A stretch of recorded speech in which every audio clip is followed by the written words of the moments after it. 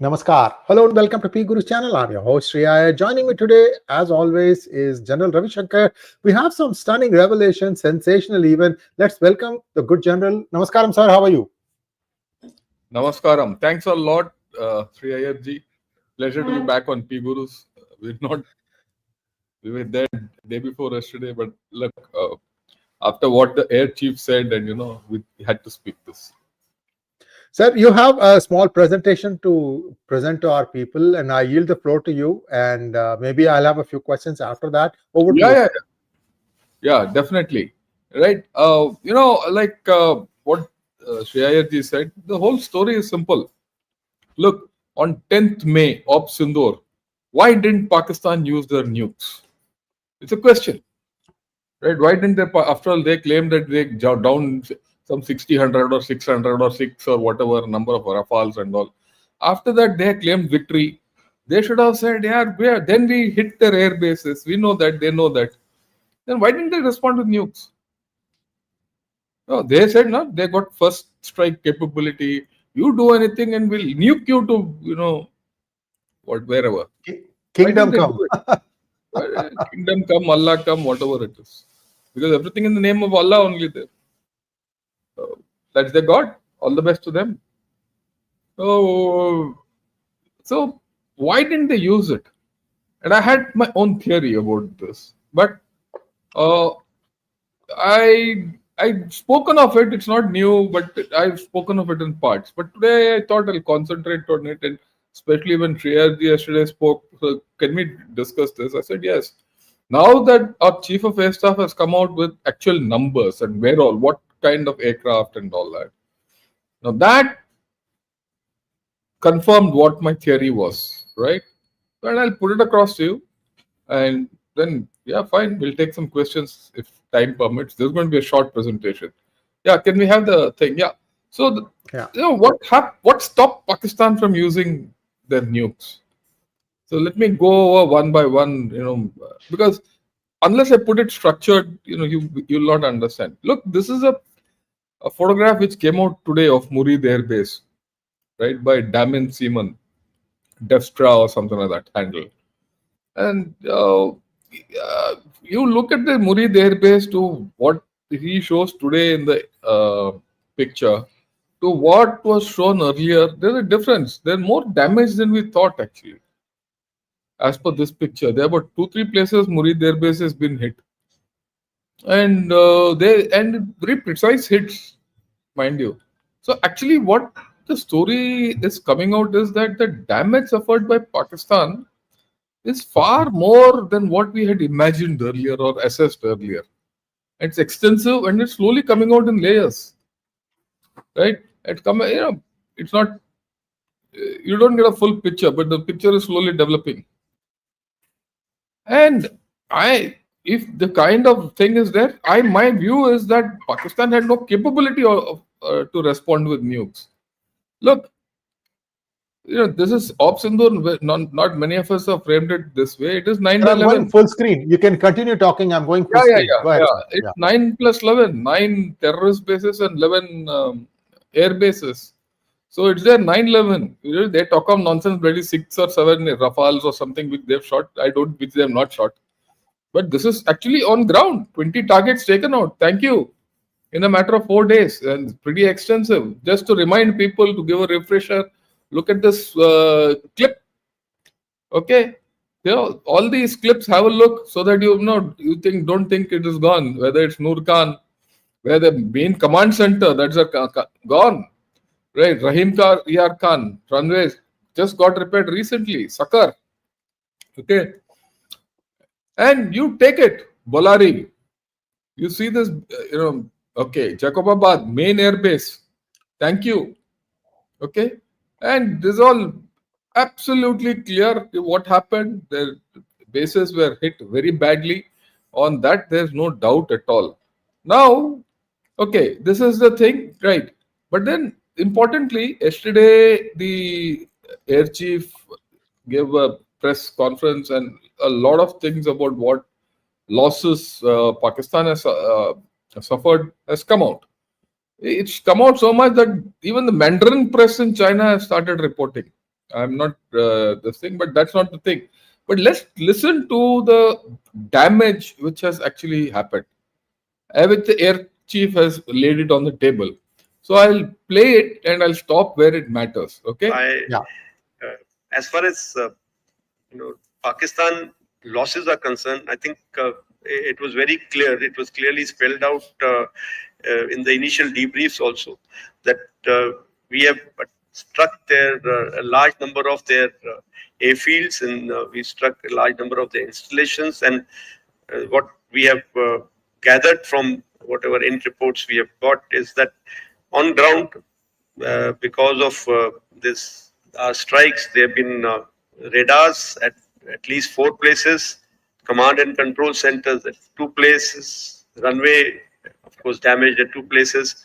Then 3 of their hangars in 3 different stations have been damaged. And in that hangar, as well as on tarmac, we have signs of one C-130 class of aircraft, one AEWC class of aircraft, and at least 4 to 5 fighter aircraft, most likely F-16, because that base happened to be F-16. So 4 to 5 F-16s knocked off in that base, right, in that hangar. And F-16s are their main nuclear delivery systems. We'll talk of it a little. There's an important thing which is mentioned. F-16s is nuclear delivery capability. Okay, let's get back to the picture. Yeah. Would have been under maintenance that time.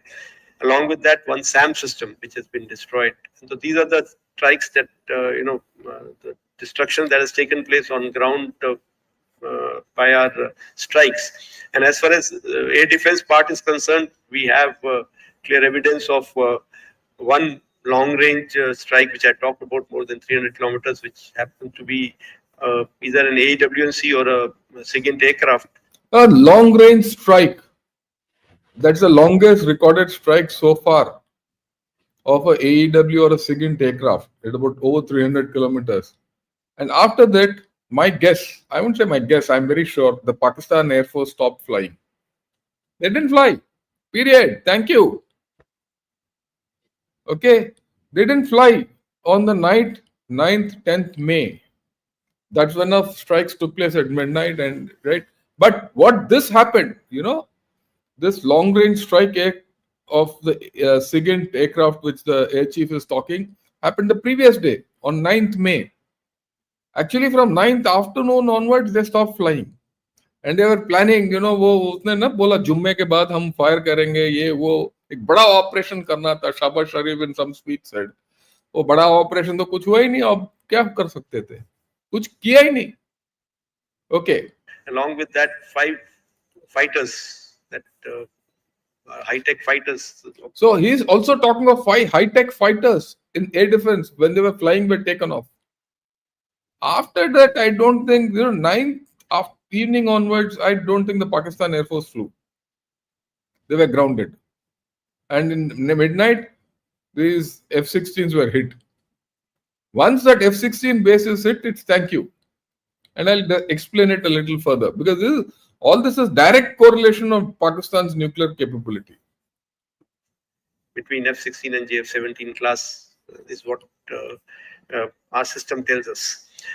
Now, coming to the third one, and as far as okay, right now let's dissect the Pak nuclear capability, because understanding this is important to understanding why Pakistan could not retaliate. The Pakistan nuclear capability has 3 components. I am showing it in slides. I could have spoken this without talking. It's there in the back of my head. But all these Pakistani fools who are going to see this must understand this is the reality. And I'm very sure the professionals in Pakistan know this story. Okay. Now they have 3. There are 3 components of Pakistan nuclear capability. The first is their tactical nuclear warheads. The tactical nuclear warheads are based on NUSR. And NUSR is a short-range, 70-kilometer range missile system. Basically, this missile is to counter India's cold start strategy. Okay? In case we went on an offensive against them, and our armored columns moved into Pakistan, how to these short-range tactical missiles or tactical nuclear missiles would hit those columns to stop the thing. Okay, that couldn't be used because we didn't use a ground offensive at all. There's no cold start strategy. It's all hot start. Op Sindur was hot start, no, not cold start. So we didn't use our ground forces at all. And with 60 kilometers range, they dare not use Nasser. What will they hit? They'll hit the forward areas. Oh, they'll hit only desert area in our area. It didn't make sense for them, and in fact, we didn't give them a chance to use. So this actually was taken out of the equation. Okay. It was, in fact, it never came into the equation. The second capability is air-based nuclear delivery. Now they can do toss bombing, or they have this Rad ALCM, which is a crude kind of a missile, which they can launch only from 2 aircraft in their inventory. Mirage 3 or 4, which they have an old one, which French type, and F-16s, which they had modified. No other aircraft can just throw nuclear weapons. F-16s though use hot water, chief said, gone. They're gone with the wind.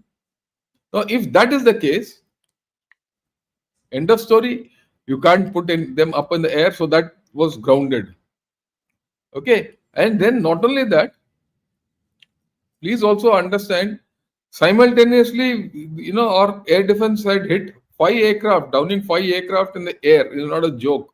And one SIGINT or a AEW gone at long range. So, like I said, Pakistan was not flying. So, if they are not flying, and they didn't have the capability to fly because they didn't have F-16s, how will they launch a nuclear capability? It is not a football you have to kick across. Okay. And then the third component is long-range missile systems. Now, the thing with long-range missile systems is this. These are all the long-range missiles. They could have used any one of them. Right? But let's look at all this. Let's look at what happened. On 10th May, what was the situation? Their main bases from where they could have launched their nuclear strikes, Sargodha, Nurkan, Shankar, Murid, RYK were all non-operational. All of them were non-operational. They had complete loss of command and control because that main command and control center at Nurkan, which even now I showed that picture, is down. Even now it is not up. They're still building it.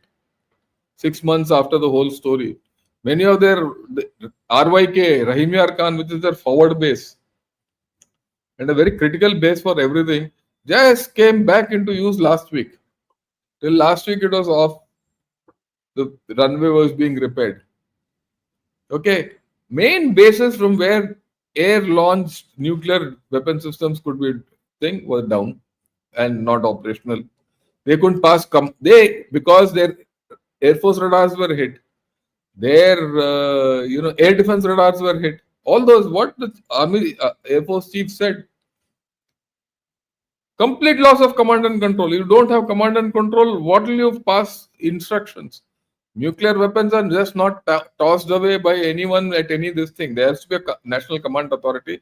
Someone has to authorize. Someone has to put a code. Someone has to mate it. All that nonsense. It doesn't happen overnight. Okay, because see, the loss of aircraft about 12 plus AEW plus C-130 plus SIGINT and all that. Plus air defense systems and radars were degraded. So the entire air defense of Pakistan were down. That's why they couldn't fly. Their main cities were under attack. And then, so what happened in Kirana Hills and Chagai? I'm not talking whether they got cooked or whether they got hit. But we know definitely now that Kirana Hills was hit. Something in Kirana Hills was hit. So it is very safe to speculate that they wouldn't have gone near that. Because something would have happened because abhi tak koi baat hi nahi hai. All those, if you remember at that time, aircraft with boron was going all over the countryside. So virtually their nuclear arsenal, air-delivered nuclear arsenal was done and dusted. Air defenses were down by 9th May. I'm talking of 9th. I'm not even talking of 10th. Okay. even before the BrahMos attack went in. After the BrahMos attack went in, the situation became worse. And then the only option was to use long-range missile systems. Now, any fool will tell us, I'm a gunner, I'm very clear about this. Anyone will tell you, if you have to move your long-range missile systems, you need air defense. And that air defense, sirs, you know, is not missing. Katam, flat. They were not flying only. Okay. So, now the next point of this whole story is that, you know, it's again a truism. It's not something I'm taking. Every missile storage of every country is not in isolation somewhere. It is in the near vicinity of an air base. Why? To get air defense cover. That air base is, if the air base is down, like it was on 9th night, most of the air bases were down. How would it provide air defense to that missile site? Because missiles have to be taken out from the storage, mated, and then taken and deployed with air defense. That was not there. If that was not there, how they didn't dare to take them out? They will say, oh, look, and we had good satellite cover. That's why we could get that kind of targeting intelligence. And I'm sure on 10th morning from 9th, after the BrahMos strikes or whatever ISR we had, we were tracking their, missile silos, or they don't have silos, their storage sites. You take it out and we'll hit you. Like it happened with Iran. What happened in Iran with the Israelis? What would have happened to the Pakistanis if they'd taken out their nuclear systems and they got hit and they blew away then and there in Pakistan? So I don't think, and they couldn't communicate by 10 in the morning. And that's why they put the white flag up. Okay, I have no doubt. This is what I had, understand, I'm reinforcing this. Air-delivered systems could not take off. Ground-based missiles had no air cover. Then that was the end of Pakistani nuclear capability on 10th May. They could not have, even if they wanted. That's why they didn't talk of it. Did you hear of the fact that, we were going to use missiles, nukes and all that from 9th onwards? 9th, they should have given that threat. At some point, during Op Sindhu, they said, we are going to convene the National Command Authority. That's the, thing to authorize use of nukes. But within 1 hour, that they said, no, we are not doing that. Why did they say so? Because they didn't have the capability to use it. Okay. Now they say, no, I got this cartoon. Never ask a woman her age, a man his salary, and a Pakistani, why wasn't Indus Treaty restored if India begged for ceasefire? They said, no, India has begged for ceasefire, that's why we gave it ceasefire. If that was say, they could have, restored the Indus Water Treaty, they could have done anything, they could have used nukes to restore peace in Yevo, all that. They couldn't do anything. Yeah, thanks for the slides. We are done. This is all. Right? So they actually couldn't do anything. I mean, this is something which, I've been speaking of, but thank you, SREE IYER, for giving me this opportunity to put it across in the small little packet based on what our air chief has said and what our air chief has said and the logic of using nukes, meshes. And people say, will Pakistan attack us again? If they have lost all this, you think Pakistan is capable of undertaking any military operation? And further, just think what's happening in Gaza. They're being airdropped into Gaza with no, return ticket. So once they are there, and they have to commit troops there. They have to commit troops against Houthis. They have lost aircraft. They have not got anything. The Chinese are not giving them anything. Trump has said we'll give you everything, but he's given nothing. Trump has now told them You want money from IMF? Deploy people in Gaza. Simple. Otherwise, don't. You take a walk. I'll talk of rock shots and all later. Oh, depends on your performance in Gaza. So, as a result, there is absolutely Pakistan is like a nanga panga now, right now. वो पंगा नहीं लेगा अभी. हाँ, all these trolls will come. Some of these trolls, I'm sure, are here also. Will continue 6 love, 7 love, 8 love. भैया देख लो 9 terrorist अड्डे, 11 runway खत्म. अब हमारे एयर चीफ ने बताया 13-14 एयरक्राफ्ट आपके खत्म हो गए. और मुनीर जी अपना ब्रीफ केस लेके घूम रहे हैं पाकिस्तान में. ठीक है ना. तो ब्रीफ केस लेके घूम रहे हैं कि भैया ये मेरे से कोई क्या वो हमारा रॉक्स ले लो. Yeah, no, SREE IYER ji, I have finished. Questions and anyone you want to take. So this begs the question: why suddenly, America and Kingdom of Saudi Arabia, all of them are interested in investing in Pakistan? I'm talking about Trump's own family saying things. How much of it is gas and how much of it is reality, sir? Because these people will take any little thing and make it into a big deal. See, yeah, there is, I heard in one podcast today, all over Islamabad, photographs of Trump, Shahbaz Sharif, and Asim Munir cutouts are put. And they say we are on the right side of America and India is on the left side of, left out of America and all. Who the hell wants USA? Push comes to shove. We can do our things on our own. That's not a problem. But see, I'll take you back to January, February. What did Trump say then? He said, I want to build a Rivera. Gaza is a Rivera's paradise. If he didn't talk of it, but it has not left his mind. He still wants to make a Rivera there. So he's quietly waited for the time. He's drawn this peace proposal and he's put his loan sharks. Oh, Jared Kushner. Okay.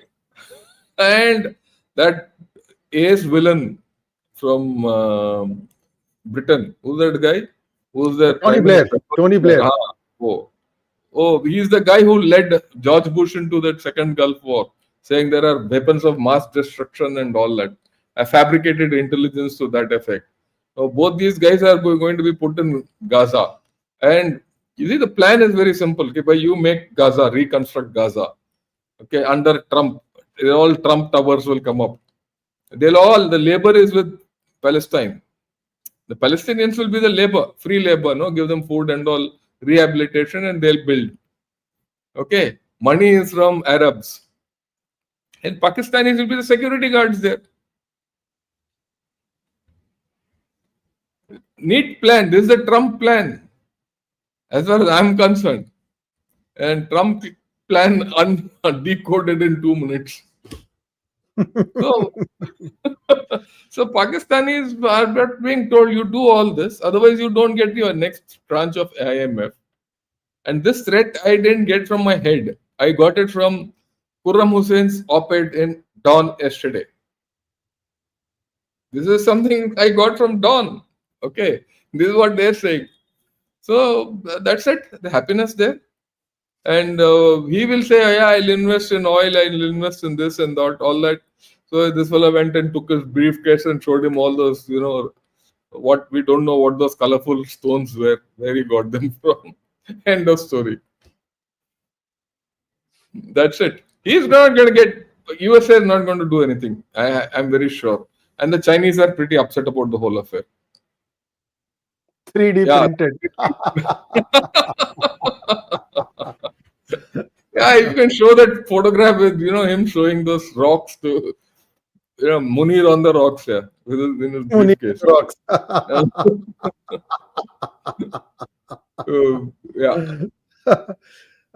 General, we wanted to keep this short. Yes. We don't know whether they are rocks, they are corals. We don't know where he's got it from. It might be from his own house. This looks like old fittings from his house. Okay. And you see the clown in between, Shahbaz Sharif grinning away year to year. As if this is absolutely right out of Moon or Jupiter. So that's how it is. Yeah. Yeah.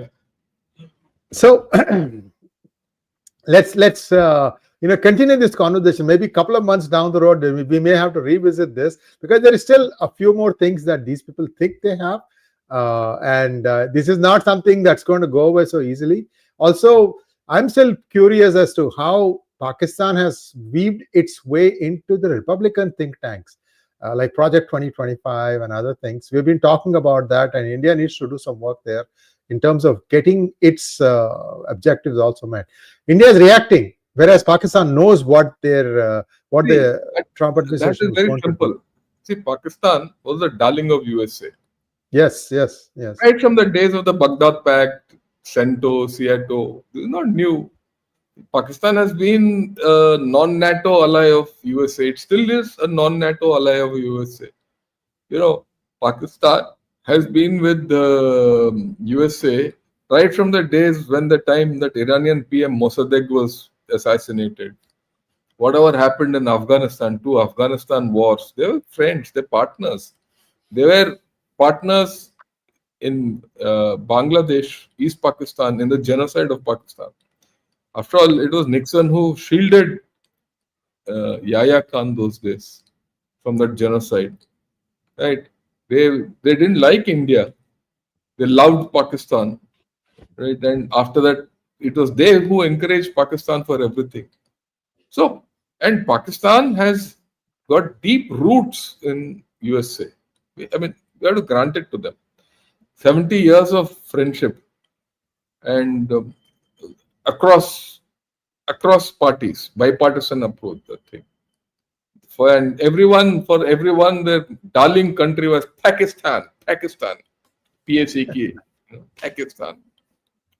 So part of it, they don't like people like you and I. Let's be very honest. You might be okay and it's techie, but with people like me, out of question. Sorry, they didn't like us. Look, I'll give you an anecdote. It's I went to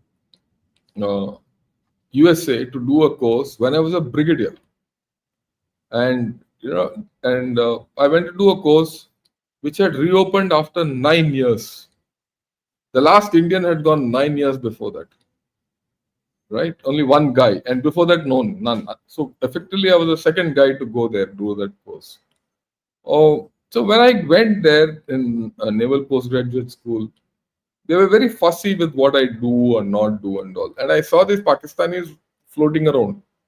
They began accommodation to stay. Their families were there. All that. They didn't allow my family to come and all that. And then I realized that these Pakistanis were doing long courses, 1 year. Even General Dushyant was there. Even they didn't allow his family also to come for quite some time. They're very fussy about it. Well, that's the way it was at that time. I'm now talking of 2008. But Pakistanis were crawling around that place like ants. So they have an equation with Pakistan. And Pakistanis used to go there. Pakistani generals used to come there, and they used to come there to drink and go to topless bars and things like that. That's it. And the Yanks also knew how to handle them. A Pakistani general coming, he'll give a talk, do something. He's given good drinks, good food. One evening in a topless bar, San Francisco had some, and happiness. And that's the way it is, and that's how Pakistanis are. Thank you so much, sir. Viewers, we are not taking questions today because we wanted this to be half an hour. General has another program starting in a few minutes, so he needs to get his breath back and prep for the next one. So I just want to acknowledge one donation, MNIRP. Thank you so much for your donation. Are we moving away from short distance battles and moving towards long distance hits? That's the only question I want to not exactly. Yeah, it's a 50-50 kind of a thing, and we'll be doing both. Both have their place, right? It's not as if that's so. There's a new member also. Probably you could.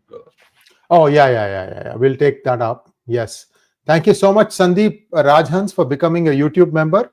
And sorry guys, we wanted this to be very, very short. It's already taken 30 minutes, but as always, a wonderful session, sir. We'll be seeing the good general in his gunner site form on Monday at 8 p.m. along with General Raj Shukla and General Hari Mohan Iyer. So come back to join us for that. Namaskar, sir. Thank you.